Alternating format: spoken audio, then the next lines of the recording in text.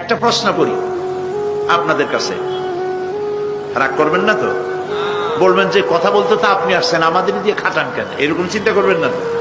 প্রশ্নটা হচ্ছে, বলেন তো দেখি, পৃথিবীর মধ্যে সব চাইতে মূল্যবান জিনিস, দামি জিনিস কোনটা? হ্যাঁ, ইখতিলাফ হয়ে গিয়েছে, ইখতিলাফ হয়েছে।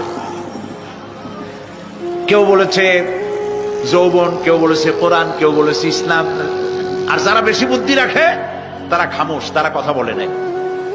কোনটা কইয়া কোন জ্বালা, চুপ করে থাকাই ভালো। সব থেকে মূল্যবান জিনিসের নাম সময়। সব থেকে মূল্যবান জিনিসের নাম কি?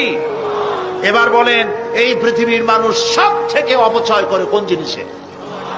সময়। আর একটা কথা বলি, সেটা হলো এই, বহুত মানুষ আছে পরকাল বিশ্বাস করে না। আছে না এমন? আছে। এখন আমরা বিশ্বাস করি পরকাল। আমরা কারা কারা বিশ্বাস করি হাত উঁচু করে দেখান তো। আলহামদুলিল্লাহ বলি, বলেন আলহামদুলিল্লাহ।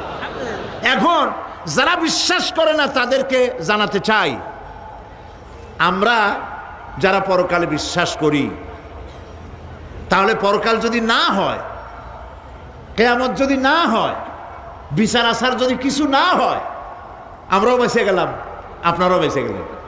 কিন্তু সত্য সত্যই যদি পরকাল একটা হয়, বিচার যদি হয়, আমরা বেঁচে যাব, ফেসে যাবা তোমরা।